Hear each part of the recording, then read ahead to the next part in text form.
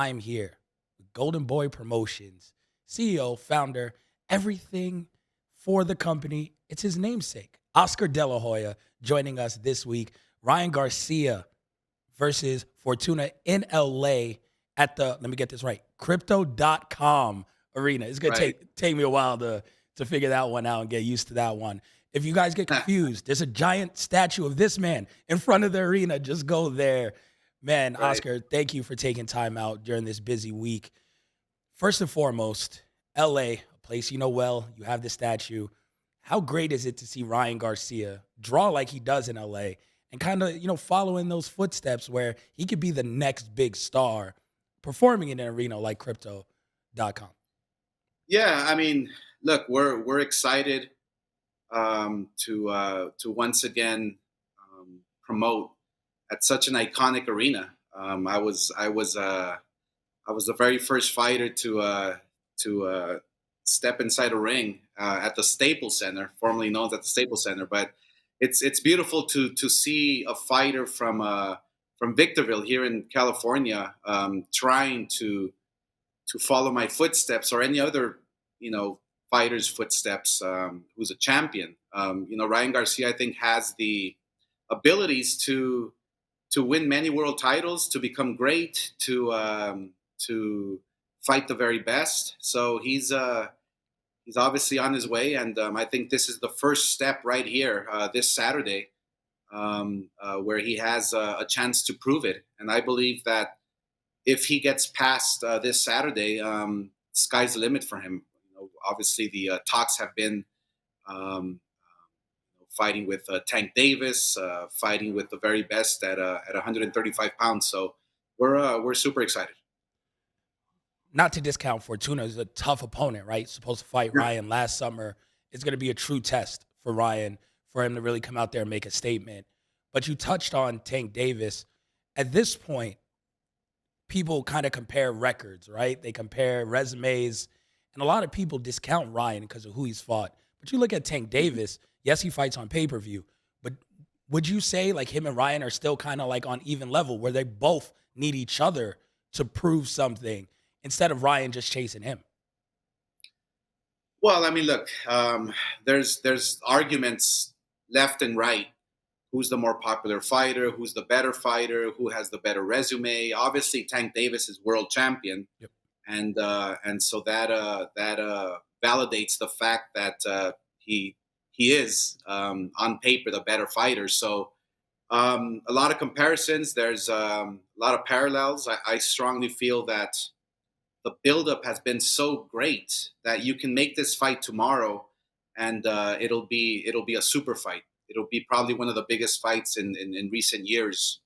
So as long as Ryan Garcia is winning, as long as Tank Davis is winning, I think their paths are going to cross sooner than later. I'm hoping sooner.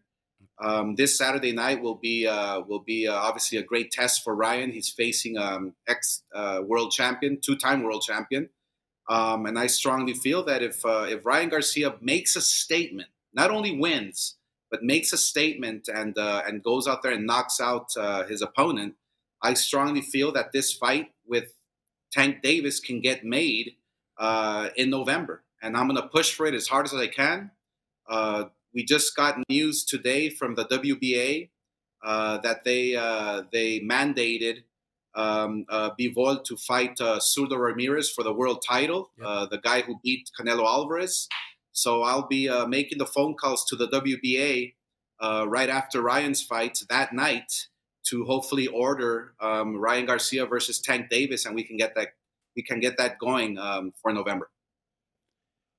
This fight was looked at by many people as a WBC eliminator, as though Ryan will be next in line for Devin Haney and those titles.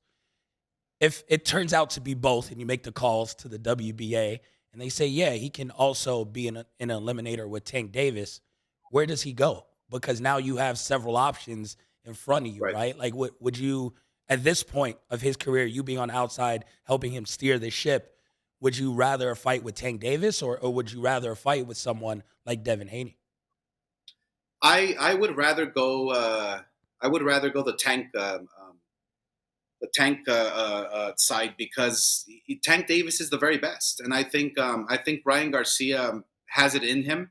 I know that he is young. I know that he's still improving. He's still growing. He's still getting stronger, growing into his man strength. But I really feel that that Ryan Garcia versus Tank Davis can be the biggest fight in recent years for boxing, and for fight fans, for myself, for everybody in boxing, I think it's music to everybody's ears. We've been talking about Tank Davis and Ryan for a long time. Why not get it on? Why not have the WBA order that fight and forget the WBC, forget everybody else? Let's make that fight happen and see who's the best. Ryan Garcia believes he has what it takes to not only knock out Fortuna this weekend, we've heard him say it during the build-up, but he feels like he Yeah. can knock out Gervonta Davis as well. When you look at his skill set, do you see the same? Do you think if they get in a ring, not only is it going to be a great fight, right? Because these guys don't have boring Mhm. fights. They're both amazing. Sure. But do you see him going in there and stopping a guy like Gervonta Davis? Well, look, I mean, in my experience with boxing, and I've seen it all. I've obviously been in the ring. I've been in there with the very best. I've experienced, the fighters that I've promoted over the years, up close and personal. What it takes, what it's like, how you react in the ring. There's so many variables that come into play. I just feel that both guys are special. I feel that Gervonta Davis is such a special talent inside the ring. I feel that Ryan Garcia is a special talent. And when you bring out the best in both guys, we're going to get a great fight. There's no doubt about that. I feel that Ryan Garcia does have what it takes to beat Gervonta Davis, and Gervonta Davis has what it takes to beat Ryan Garcia. You know, that special factor that both fighters have. It's like if one fighter goes down, like Ryan did with Luke Campbell. Yep. If Ryan goes down, he's gonna get back up and knock you out. That's just in his nature. And same thing with Gervonta Davis. If he ever gets dropped, or he's gonna get back up and knock you out. It's something special. It's something instinctive that both fighters have. They have the heart. They have the fight in them. They have the will, the power, the strength. So I think when it comes down to it, if both fighters are in that same ring, one night, hopefully in November, I think that it's going to come down to who wants it the most, who's trained harder, who's trained smarter, who is keeping their composure, who can stay calm, cool, and collective inside the ring. A lot of variables come into play. It's not just one thing, but both guys are special fighters. You mentioned that, and looking at Ryan in particular, turns 24 in a month. He's only 23 years old. He's done all of this already in his career, all of the hype, all the accolades. You went through the Olympic process. You came out, you were the golden boy. You started, still having to get your feet wet as a pro. I believe, if I read this right, you were just a champion at that age, at 24 years old. A lot of people look at Ryan like he's behind the ball. If we go by like the standard career in the 90s, the 80s, he would just be starting his career. Do you see him as though like, okay, this is just the beginning? Or do you feel like there's a timetable where it's like, we have to get titles on him for him to become a 3-division, 4-division type of champion? Sure. Well, look, everything happens for a reason. With Ryan Garcia, I mean, everybody has their own path they have to take to superstardom, to where they want to get eventually in their careers, in their life as a fighter. I strongly feel that everything happens for a reason. With Ryan Garcia, like he had his mental health issues that he was dealing with. He unfortunately had his injury to his right hand. So he's had a few setbacks, but I strongly feel that this is the time. This is the time for him to shine. I mean, I think Saturday night will be a testament to how great Ryan Garcia is. I strongly feel that Ryan Garcia is a fighter that always steps up to the competition. Meaning, the better fighter he has in front of him, the better he's going to perform. That's just the talent he has. He has that it factor, and I strongly believe in it. So I feel that Ryan Garcia, it's his time. I feel that after this fight Saturday night, he will hopefully go up against Tank Davis, the very best at 135, and then challenge the rest of the world champions. So there is a plan in place. There is a challenge for him in front of him on Saturday, but we strongly feel that it's go time. It's time to shine. It's time to just go fast, full steam ahead, and hopefully he'll be the very best one day and fight all the champions that are out there. All right, let's project this out then a little bit for Ryan Garcia. How high do you see him getting in his career in terms of weight, in terms of weight class and fighting? Because we know 6 divisions right here on your end, but there was a time where people didn't see you going up that much, right? Like 154, like it was kind of like a reach. People thought Ryan is taller than you. Like Ryan, people see Ryan Garcia in real life, like 5'10", 5'11". The guy is 3-inch height on Canelo. We see Canelo at 175. How high do you see Ryan being able to go in his career? And how many divisions do you see over the next decade and a half, him being able to tackle? I can see Ryan Garcia eventually fighting at 154, comfortable, fighting the very best, unifying titles. I think the fact that Ryan Garcia is making 135 is incredible. It's obviously a testament to his hard work, to his dedication.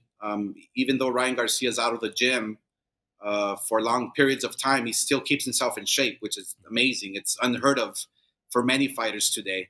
So I strongly feel that Ryan Garcia at 154 will be his highest weight class. 147 will be amazing for him at welterweight. I think 140 is going to be probably the best weight class for him, where he's going to have all the biggest and best challenges, including 135, obviously. But I think sky's the limit for Ryan. Ryan, his destiny is in his own hands. He has to stay sharp. He has to stay focused. He has to stay hungry. I believe that he has to, first and foremost, realize and believe in himself on what got him here. And what got him here was in the ring, staying in shape, being active, winning fights, and just working hard.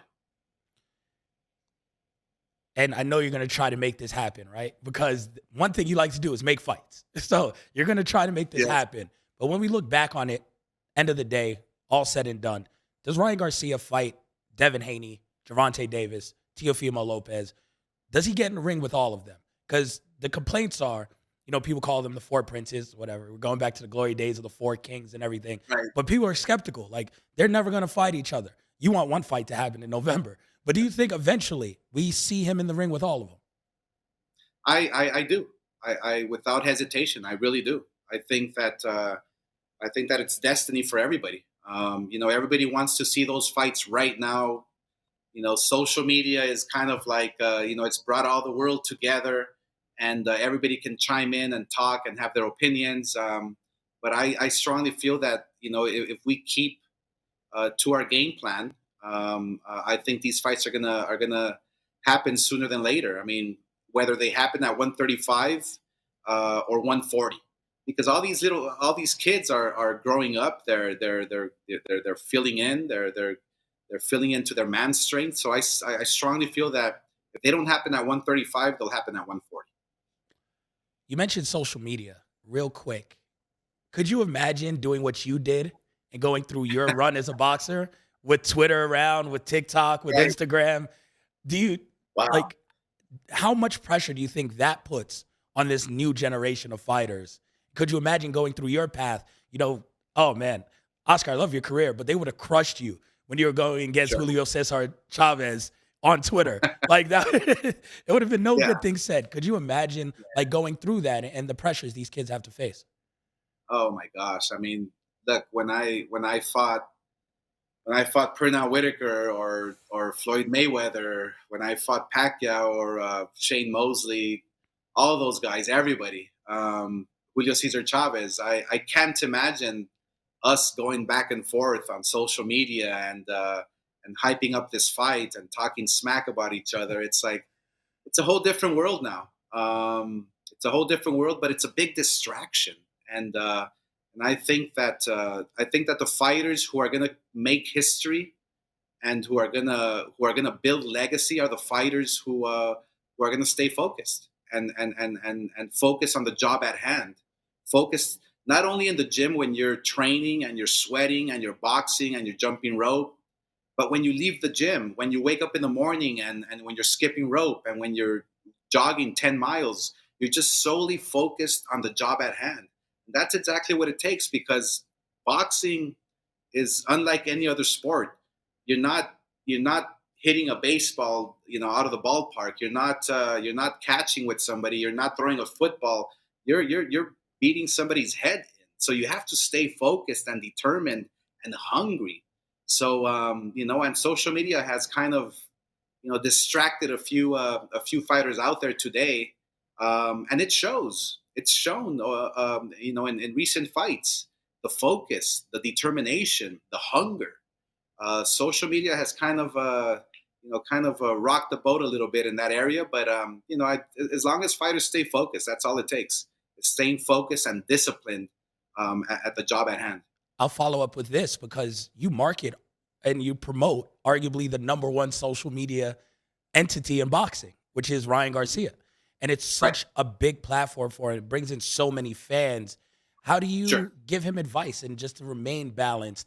Well, because he can't get away from that now, right? It's again, you did acting coming up. You did all these appearances. You had stuff outside of the ring. It made you the golden Right. boy. Right. So you might be the perfect person to guide him and say, listen, I did all this outside of the ring, Sure. but also I knew when to turn it on. Is that advice that you try to give him?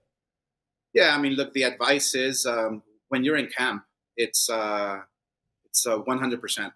You know, I mean, when I would wake up in the morning and train all day, and I would finish sparring at 5 p.m. Let's say my day would end at 7 p.m. every single day. But on those days that I had time off, I had to rest. I had to rest my mind and my body. I couldn't get on the computer. I couldn't, even shoot billiards because I was standing up and my legs would get tired. It was just a different mentality. I mean, you have to be 100% inside that ring in order to perform at your best. So I like the advice I give everyone is just try to stay focused for those few weeks of training camp because boxing is such a short window of opportunity. You have such a short window to win world titles, to make history, to create legacy for yourself, and that lasts forever. So, and social media will be there, after your boxing career, or even after your fight. So it's a matter of just staying focused within those few weeks of training camp, get your fight over with, and then you can have all the fun in the world that you want. All right. Before I let you go and get out of here, I got to pick your brain, right? Because you're you're always on top of everything in boxing. You keep track of everything. You always have a great opinion on everything. So I'm gonna throw a Yeah. couple of things at you. Okay. Terence Crawford, Errol Spence. They say that it's gonna happen finally. You've been advocating for people to cross this street forever, Sure. right? You fought everyone. You thought these things could happen. It looks like it's going to happen. Who do you give the advantage to in that fight? Wow, it's a great fight. I mean, I love Terence Crawford because of his overall abilities. I mean, he can do it all. Footwork. He's very elusive. A lot of combinations. He's a fast fighter with his punches. He's strong. I believe he has the will to. If he gets knocked down, he'll get back up and try to knock you out. He has the mental strength. I really think that that Errol Spence is the same. I mean, he's proved it over and over.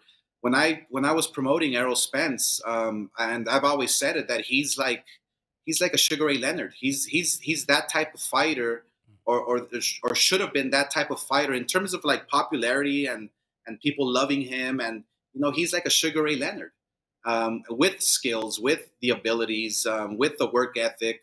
He's a special fighter. I think both fighters are special, but I would give Terence Crawford the edge just because of his elusiveness. He flows more with his punches. Mm. He tends to move a little more side to side in the ring. He tends to use his jab more, throw more combinations. Whereas Errol Spence is a little more mechanical. He's not too fast with his feet. He's a strong fighter, great technician, but he's not as elusive as Terence Crawford. So I would have to give the edge to Terence Crawford, but it's a very tight, close fight. Two more. Next one. When it's all said and done, does Canelo become undisputed at 175? And this is after you saw what he did against Bivol. We understand he has all the belts at 168. He's defending those. But do you think he has what it takes to become undisputed at light heavyweight? No, no, not undisputed at light heavyweight. There's no chance whatsoever. I mean, I think if he fights Bivol 10 times, he loses to Bivol 10 times. There's another champion that Top Rank promotes, who is Artur just Beterbiev. Yeah. better be. I know who he was. I just didn't know how to pronounce Yeah. his name. He's a beast. He's an animal. He's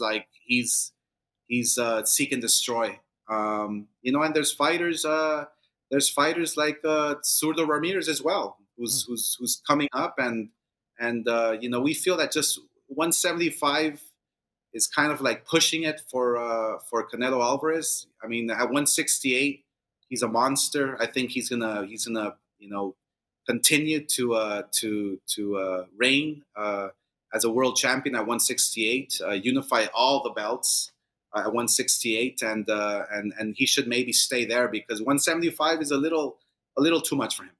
Just to follow up, a great what if you were still promoting him, would you had really kind of tried to say, let's not go to 175. Let's make your legacy at 168? Because some people argue that loss does hurt the overall legacy. Sure, of course. I mean, look, there's fighters. If he wanted to go to 175, there's fighters he can fight where he can do well. He proved it with Kovalev.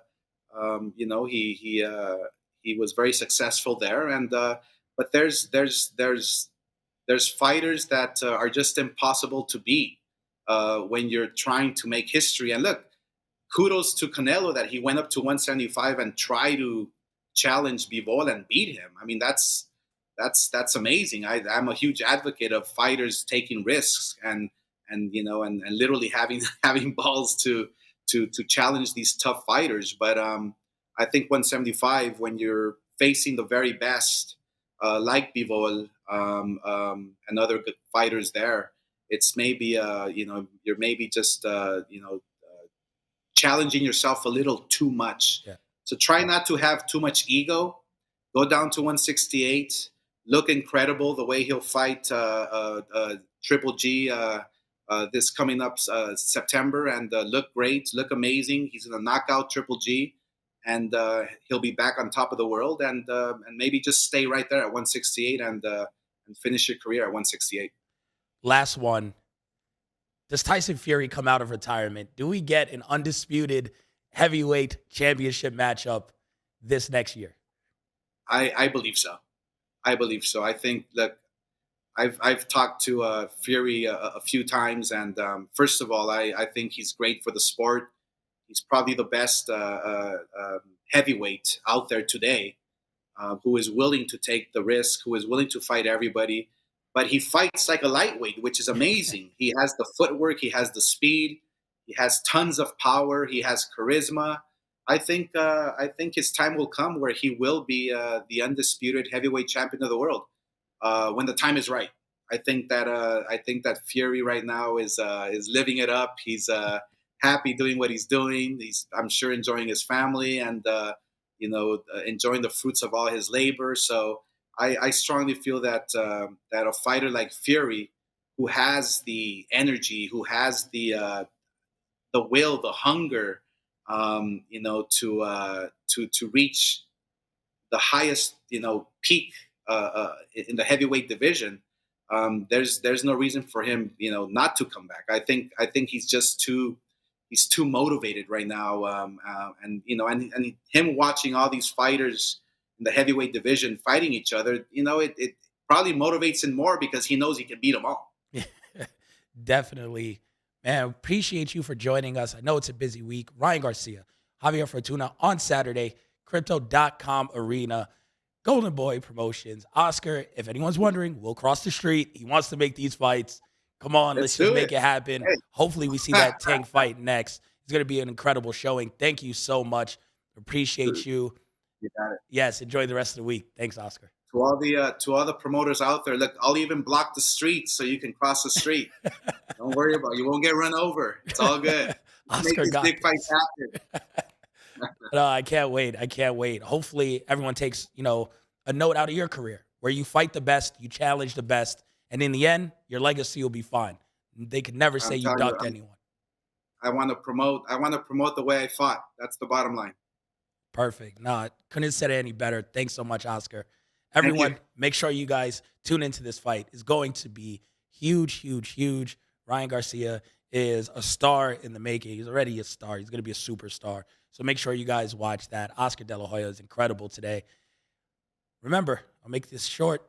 Follow us on social media at Corner Podcast _ on Twitter, at Corner Club for Life on Instagram. Follow me at Kel Dansby. The old man's not here, but follow him at Andreas Hill on all platforms as well. Thank you to Blue Wire Studios here in the Wynn Resort. Producer Cole, Bebe in the booth for always making it happen. You guys stay safe. Watch an incredible weekend of boxing. Till next time, we're out.